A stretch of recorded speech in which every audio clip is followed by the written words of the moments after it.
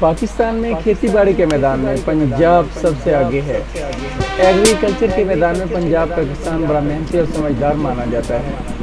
دور جدید میں کھیتی باڑی کے میدان میں بہت بڑی تبدیلیاں لائی جا چکی ہیں۔ مہینوں کا کام دنوں میں اور دنوں کا کام گھنٹوں میں ختم ہونے لگا ہے۔ جدید مشینری نے کھیتی باڑی کے میدان میں انسان کے کام کو بڑی حد تک محدود کر دیا ہے۔ جیسے کہ گندم کی کٹائی کرنے کے لیے پہلے درانتے کا استعمال ہوتا تھا اور اس کے لیے بہت محنت درکار ہوتی تھی، مگر اب زیادہ تر گندم ریپر مشین اور ہارویسٹر وغیرہ پر کاٹی جاتی ہے۔ جدید سہولیات نے جہاں پر انسانوں کے لیے آسانیاں پیدا کی ہیں، وہاں پر کچھ مشکلات بھی ہیں۔ محنتی اور جفاکش انسان اب بھی آسانی کی جانب راغب ہیں اور یہی وجہ ہے کہ بیماریاں بڑھ گئی ہیں۔ صحت اور تندرستی کہیں دور جا چکی ہے۔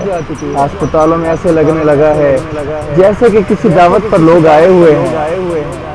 پرانی کھیتی باڑی میں کسان صبح منہ اندھیرے اٹھتا، اللہ کی عبادت کرتا اور پھر اپنے کھیتوں میں کام کاج میں مصروف ہو جاتا تھا۔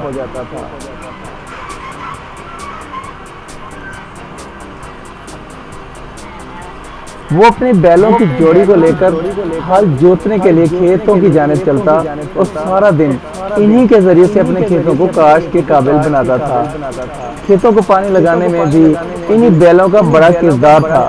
وراٹ کے ذریعے سے پانی لے کر اپنے کھیتوں کو سیراب کرتا تھا۔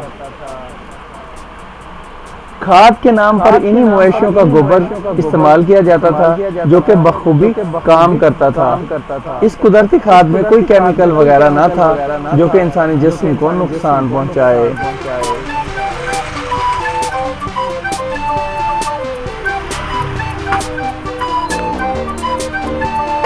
سارے دن کی مشقت اس کے جسم سے پسینے کے صورت میں جسمانی گندگی کو نکال دیتی تھی اور وہ دور احساس اور محبت کا دور تھا۔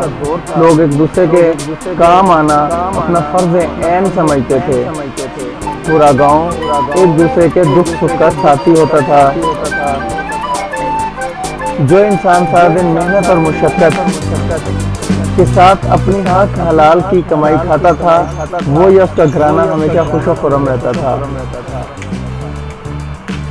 یہ محنت انسان کو چاق و چوبند کر دیتی تھی اور انسانی اعضاء و جوارح مضبوط ہو جاتے تھے۔ یہ ویڈیو کلپ ایک ایسے کسان کا ہے جو کہ دوسروں کی زمین ٹھیکہ پر لے کر اس میں محنت اور مشقت سے اپنے اہل و عیال کا پیٹ پالتا ہے۔ اور آج بھی یہ کسان ان بیلوں کے ساتھ اپنے کھیتوں میں ہل چلانا بہتر سمجھتا ہے اور ان کی دیکھ بھال بھی بڑے اچھے طریقے سے کرتا ہے۔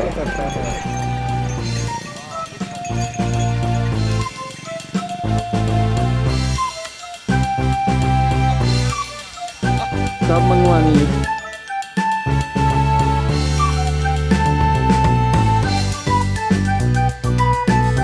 ٹرانسینڈ